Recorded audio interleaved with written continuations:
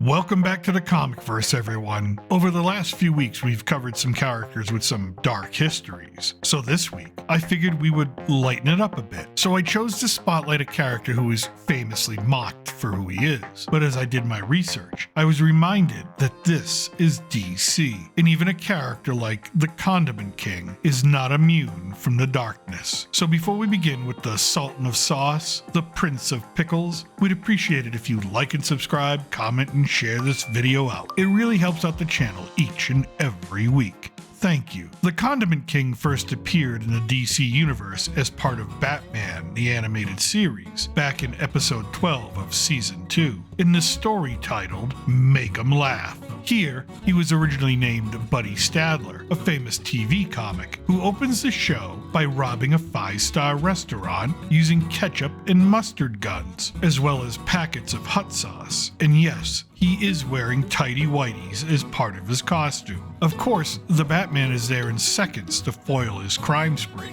but the Dark Knight is left wondering, along with everyone else, why? But then after another comedian goes on his own tour of illegality, this one using the name of the Pack Rat, we would get our answer. A third famous comedian gets an unexpected pizza delivery, and when she opens the door, the pizza box gasses her. The big reveal is the individual delivering the tasty pie. We never see his face, but the purple suit, the white gloves, and that unmistakable laugh tells us all we need to know. That's right. The Clown Prince of Crime is back and using stolen mind control tech from the Mad Hatter to eliminate the top comedians because there can only be one funniest man in Gotham. We would never see Buddy Stadler ever again because almost 10 years later, DC Comics would bring back the Condiment King into the printed pages under a new name, Mitchell Mayo. Yes, you heard me right. His last name is Mayo. Now understand that this is not his chronological first appearance in comics, just his first appearance. He is already known in this continuity, and we will cover that in a moment, but let's take it one step at a time. Birds of Prey Volume 1, Issue 37 from 2002 would continue a story arc that began with a massive breakout at Arkham Asylum. Black Canary, Robin, and the second Blue Beetle, Ted Kord, with Oracle directing traffic from her communications hub, begin tracking down all the escapees in the Gotham Bloodhaven corridor. Eventually, they have just one last criminal to apprehend. The Condiment King, who has been infected with a version of Joker toxin. Oracle informs her team that they are going after the Condiment King, and Ted Kord wants to make sure he heard her correctly. She did say condiment, right?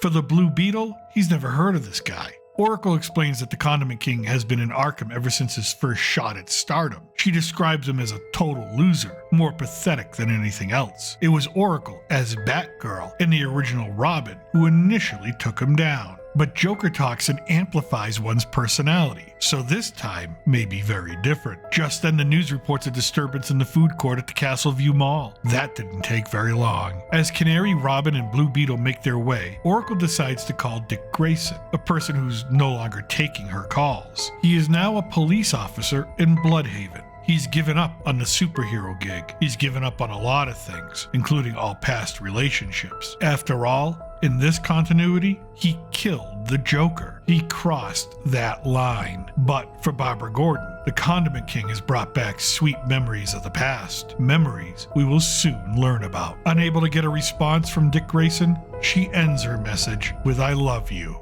At that same time, Blue Beetle hovers the bug, his flying craft above them all. The three vigilantes descend onto the roof and scout the food court. Blue Beetle, using heat vision, is able to see the hostages lying on the ground, and one figure standing over a trash can. That must be their guy. They crash through the glass ceiling, and as they land, they realize that the Condiment King may not be as incompetent as they originally thought. The figure standing at the trash can is not Mitchell Mayo. The trash can is not even a trash can. Instead, a young Wiener World employee is chained to a metal drum labeled Mean Mustard. She meekly begs for our heroes to please help. The problem is, the Condiment King is nowhere in sight. That is, until Blue Beetle is hit in the face with a blast of hot mustard, Robin takes a mouthful of ketchup, and Canary gets the relish. As she falls to her knees and gags, our villain stands over her and asks, "Kinda burns, doesn't it?" It's my own special brand,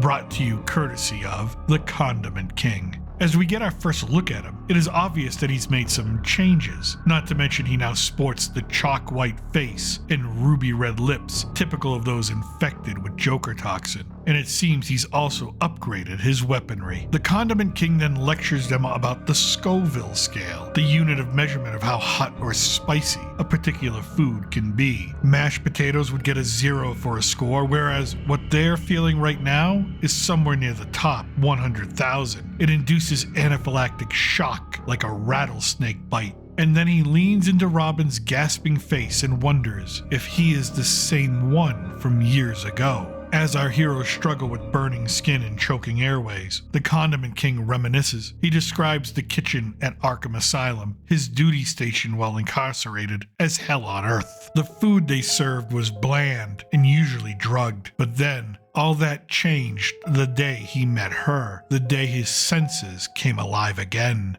Pamela had heard about his interests and knew all about spices, all kinds of spices. To the rest of the world, she was poison, but to Mitchell Mayo, she was a godsend. Over the years, she taught him about peppers, grassroots, and radishes, tastes to make the mind reel, and when he got out, he would have the world on a plate with the works. But back in the mall food court, the Condiment King now admits that none of the past matters anymore, especially when his mustard gas bomb finally goes off. Until then, he's going to relish every second. And as the Condiment King continues to monologue, Blue Beetle manages to crawl over the counter of the ice cream stand. He finds what he needs, a barrel of milk, and begins guzzling the drink from the spout. Meanwhile, Black Canary is in trouble. The Condiment King asks, "Do you feel your throat closing? Your eyes tearing? That's the flavor of death. Soon, you will pass out. Then, you'll stop breathing." But before Mayo can finish his thoughts, Beetle surprises him with a hose attached to the milk barrel and douses him. He's eaten enough Tex-Mex to know that the only thing that can put out that kind of fire is milk. He then crushes Mayo's jaw with a right cross while commanding the hostages to get out.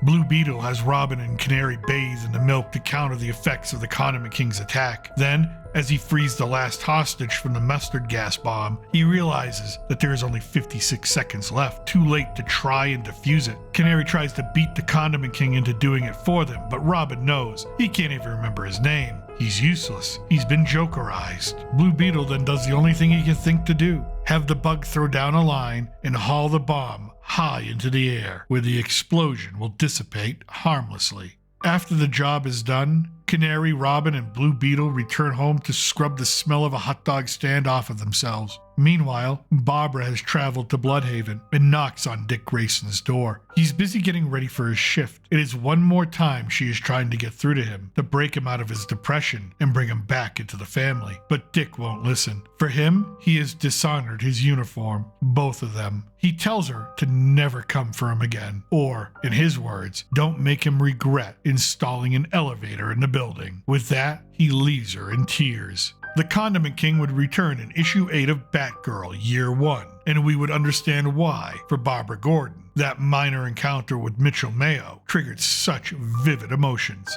Batgirl Year 1, as a limited series, tells the story of how Batgirl came to be, how the Batman initially rejected her involvement, but also how Robin, Dick Grayson, mentored her and saw her potential. One night, while on one of their first ever team-ups, they respond to a hostage crisis on the D line of Gotham subway. But first, they needed to take care of the distraction, Mitchell Mayo, in all his pathetic glory, threatening to squirt Dijon mustard in the eyes of the not-so-impressed citizens. He doesn't last long. Robin ends him with one kick, while Batgirl crashes her motorcycle into the ticket desk. After cuffing the Condiment King, they race off again down the subway tunnels. They bicker back and forth. Batgirl wonders if Robin takes his role too serious. Robin wonders if Batgirl does not take the job serious enough. Then, the moment happens. As the two stop for a breather, Robin leans in and kisses Batgirl before heading back into the danger. It was their first ever kiss. Now, who would have thought that the Condiment King would be the marker for the beginning of one of DC's most storied romances? The Condiment King would cut the mustard once again in issue 171, Volume 2 of Robin from April 2008. But again, only very briefly, being a villain that the dynamic duo take down in the first 3 pages. He does look a little worse for wear here. His new costume, ripped and patched with what looks like whatever curtain or couch cover he had available, and it only takes one punch from the Batman and his moment is over. But soon, the comedy would end. In 2009, the multiversal event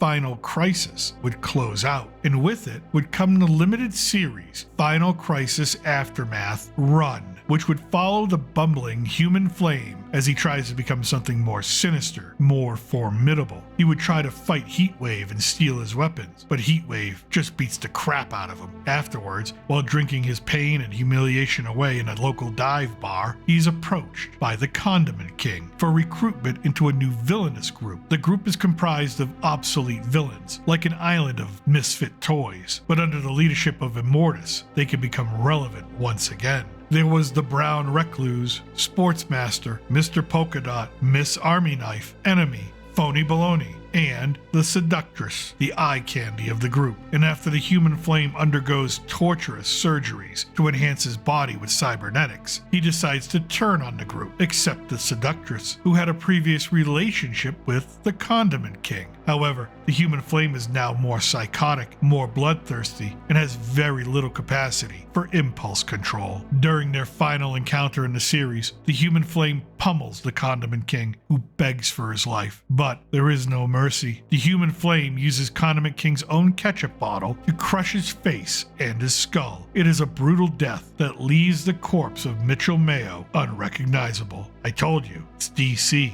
It gets dark. But if you're a fan, have no worries. In 2017, in the DC Universe Rebirth era, in Batman issue 14 from March, the Condiment King would be revealed as alive and just as incompetent in that continuity. He appears for a split second as Batman and Catwoman become intimate. And again, in Batman issue 54 from the same run, we would see the Condiment King for a single panel on page 1 as he battles the Batman and Nightwing. So, Mitchell Mayo lives. All is right with the world. And there you have it. The brief, ridiculous, comedic, and tragic existence of the Condiment King, one of DC Comics' biggest jokes. I hope you enjoyed this look back at pop culture and comic book history. If there is a character you want to see revisited in a future video, make sure to leave your request in the comment section. As well, if you want more comic book fun, click on the thumbnail at the end of the video for our look back at Killer Croc, the most vicious of Batman's enemies. You'll be glad you did. I thank you for watching. Until next time, remember I'm still your reluctant gringo from somewhere south of the border. Salud